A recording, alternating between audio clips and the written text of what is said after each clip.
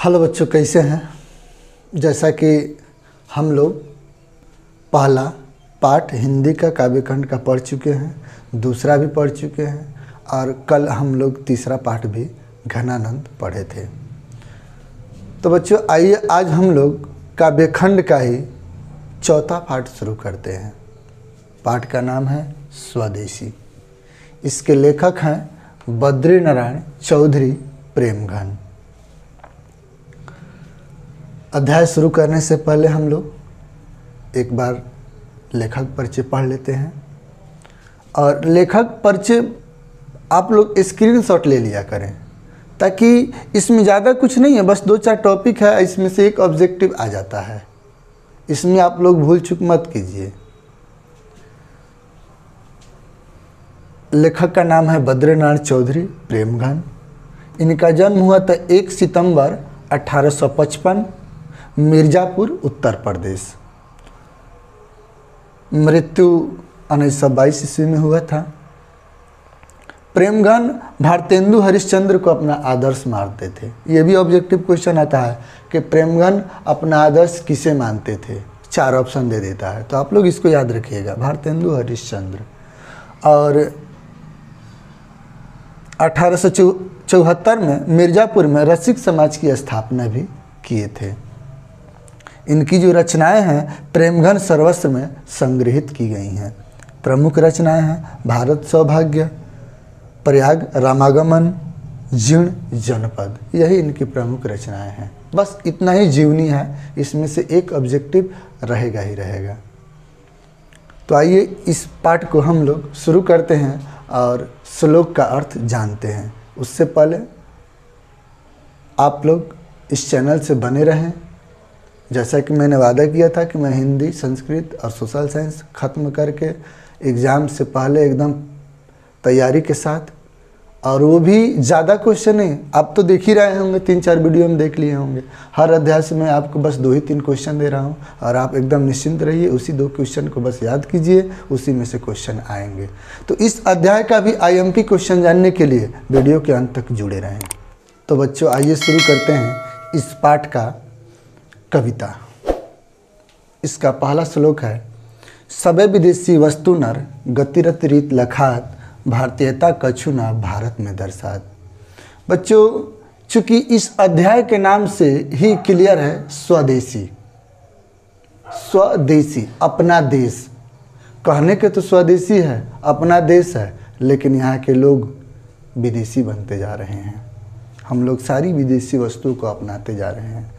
इसी सब को देख करके कवि दुखी है और इस कविता में उस दुख को प्रकट करता है।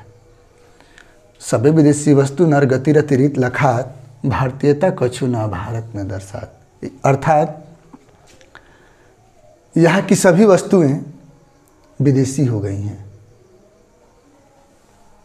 यहाँ के मनुष्य का स्वभाव, रीति रिवाज भी विदेशी हो गया है। भारतीयता में अब कछु ना भारत में दर्शात। भारतीय लोगों में अब कुछ नहीं भारत का दिखाई दे रहा है, सब विदेशी दिखाई दे रहा है। सबे विदेशी, सभी विदेशी। सबे मतलब होता है सभी, विदेशी मतलब विदेश। वस्तु तो आप लोग जानते हैं, नर मतलब मनुष्य, अर्थात सभी मनुष्य विदेशी हो गया है। यहाँ के लोगों का स्वभाव, रीति रिवाज सब विदेशी हो गया है। भारत में, भारत के लोगों में अब भारत नाम का कोई चीज़ नहीं बच गया है। मनुज भारती देखी कोई सकत नहीं पहचान, मुसलमान हिंदू की धो के हैं ये क्रिस्तान। अब किसी भी भारतीय को देख करके हम लोग ये नहीं पहचान सकते हैं कि कौन मुसलमान है, कौन हिंदू है, कौन क्रिश्चियन है। सब अंग्रेजों जैसे लग रहे हैं। हम लोग दैनिक जीवन में देख भी रहे हैं, अब सभी लोगों का पहनावा एक जैसे हो गया है। सबका बाल का स्टाइल वही हो गया है। सब क्रीम पाउडर लगा करके पहचान में ही नहीं आ रहे हैं कि कौन मुसलमान है। वरना पहले एक सबका प्रथा थी, मुसलमान को दूर से ही देख करके कपड़ा या ऐसे दाढ़ी की बनावट से हम लोग पहचान जाते थे कि हाँ ये मुसलमान है। लेकिन अब नहीं, अब वो भी अंग्रेज़ों को फॉलो कर रहे हैं, अंग्रेजी जैसा। जैसे कि मुसलमान भी हैं, हिंदू भी हैं। अगर रोड पर एक लड़का चल रहा है तो हम लोग नहीं बता सकते हैं कि ये हिंदू है, कि मुसलमान है, कि क्रिश्चियन है, कि ईसाई है, क्योंकि उसका जो चाल चलन है विदेशी लग रहा है। विदेशों जैसा टी शर्ट पहन ले रहे हैं बच्चे। इन्हीं सबों से कवि दुखी है। और आगे कहता है, पढ़ी विद्या परदेश की, बुद्धि विदेशी पाए, चाल चलन परदेश की, गई इन्हें अति भाए। आजकल के बच्चे अब विदेशों में पढ़ने जा रहे हैं और वहीं की पढ़ाई इन्हें भा भी गया है, अच्छा भी लग रहा है। इंडिया में आना नहीं चाहते हैं, वहीं बसना भी चाहते हैं और वहीं का चाल चलन भी इन्हें पसंद भी आ रहा है। चाल चलन परदेश की, परदेश मतलब दूसरा देश, परदेश दूसरा देश, गई इन्हें अति भाए। वहीं का अर्थात विदेश का चाल चलन भी इन्हें पसंद भी आ रहा है। आगे कहते हैं कवि प्रेम घन, ठटे विदेशी ठाट सब, बनियो देश विदेश, सपने हूँ जिनमें न कहूँ भारतीयता लेस। अर्थात विदेशी ठाट बाट में सज गए हैं, अब इन्हें देश भी विदेश लग रहा है। हम लोग विदेशी चाल चलन को अपना रहे हैं, लेकिन अगर हम लोग जाके बनारस देखें तो विदेशी लोग आकर के और भारत के धर्म ग्रंथों को अपना रहे हैं। देखिए, हम लोग दूसरे की संस्कृति को अपना रहे हैं, क्योंकि दूसरे की संस्कृति भारतीय संस्कृति से थोड़ी भी अच्छी नहीं है। पूरे विश्व में भारतीय संस्कृति अपने आप में मशहूर है, विख्यात है।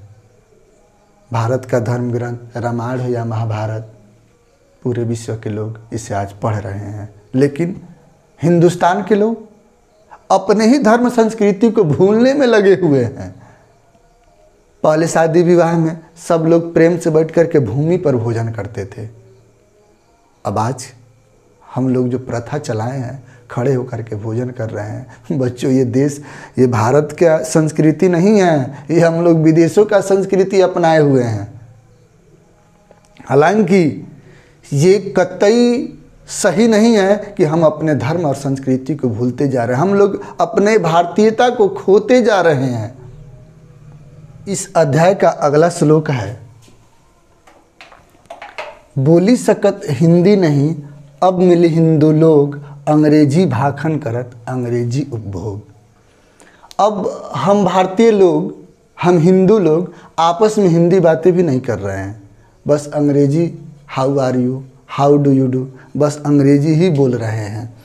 अंग्रेजी भाखन करत अंग्रेजी उपयोग, बस अंग्रेजी बोल रहे हैं, अंग्रेजी सीख रहे हैं और अंग्रेजी वस्तुओं का उपयोग भी कर रहे हैं। हालांकि ये देश की संस्कृति के साथ धोखा है। अगला है, अंग्रेजी वाहन बसन वेश रीति और नीति, अंग्रेजी रुचि गृह सकल वस्तु देश विपरीत। अर्थात हमें अंग्रेजी वाहन, अंग्रेजी वस्त्र, अंग्रेजी वेशभूषा, अंग्रेजी रीति और अंग्रेजी नीति, अंग्रेजी विचार, अंग्रेजी रुचि, अंग्रेजी घर, अंग्रेजी शकल, सब देश के विपरीत हो गया है। अर्थात पूरा ढांचा ही हम लोग का विदेशी हो गया है। अब हम लोग घर भी बना रहे हैं तो इसका जो डिज़ाइन निकल रहा है वो विदेशी जैसा निकल रहा है। हम लोग के चेहरे की जो बनावट भी है, तरह तरह का क्रीम पाउडर लगा करके, वो भी अंग्रेजों जैसा हो गया है। अगला है, हिंदुस्तानी नाम सुनी अब ये सकुची लजार, भारतीयता सब वस्तु ही सोए हाय घिनात। जो भारतीय लोग विदेशों में बसे हुए हैं, अब भारत का नाम सुनकर के भी उनको लज्जा आता है, वो भारत का नाम लेने से कतराते हैं और सभी भारतीय वस्तु से अब इन्हें घृणा आ रही है। जो भारत में है वो भी, जो विदेशों में है वो भी। अब किसी को कह दिया जाए कि खादिम का कपड़ा पहनो, धोती पहनो, अब वो संस्कृति कहाँ है, विलुप्त होता जा रहा है। कवि इन सब से दुखी है।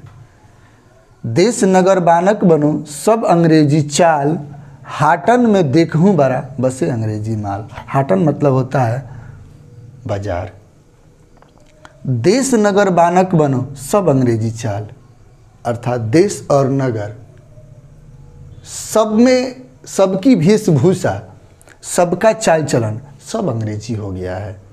और हम लोग बाज़ार में नज़र दौड़ा लें तो बाज़ार के हर दुकान पे लगभग सारा सामान ही विदेशी पड़ा हुआ है, चाहे वो टॉर्च हो, चाहे वो कपड़ा हो, चाहे वो कोई भी वस्तु हो, बाज़ार में केवल अंग्रेजी ही माल भरा हुआ है।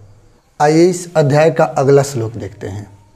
जिनसो संभल सकत नहीं तन की, धोती ढीली ढाली, देश प्रबंध करिहेंगे वे, यह कैसी खाम ख्याली। कवि नेताओं पर प्रत्यक्ष आरोप लगाते हुए कहते हैं कि जिन नेताओं के शरीर पर भारत की धोती जो ढीली ढाली है वो संभल नहीं पा रही है, आज के नेता पहन नहीं रहे हैं, वे देश की बागडोर क्या संभालेंगे। यह तो कोरी कल्पना है, यह तो झूठी खाम ख्याली है, झूठा पुलाव पकाना है।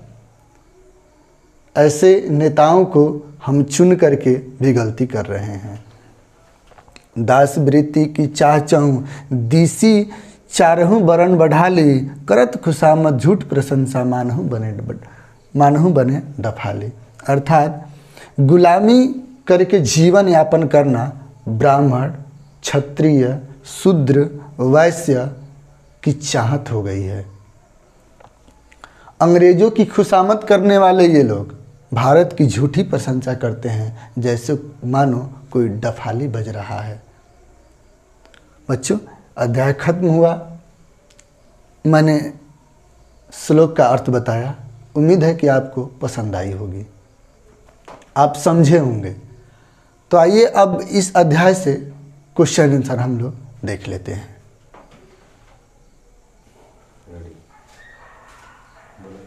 तो बच्चों आइए इस पाठ के क्वेश्चन आंसर पर एक नज़र दौड़ा लेते हैं। पहला क्वेश्चन है, कवि को भारत में भारतीयता क्यों नहीं दिखाई पड़ती। तो इसका उत्तर होगा, भारत के लोगों का स्वभाव, रीति रिवाज, लगाव सब अंग्रेजी जैसा हो गया है। हिंदू हो या मुसलमान, सभी अंग्रेजों जैसा दिख रहे हैं, इसलिए कवि को भारत में भारतीयता नहीं दिखाई पड़ती। दूसरा क्वेश्चन है, नेताओं के बारे में कवि की क्या राय है। इसका उत्तर होगा, नेताओं के बारे में कवि की राय है कि जब इन नेताओं से भारतीय ढीली ढाली धोती नहीं संभल सकती तो वे देश क्या संभालेंगे।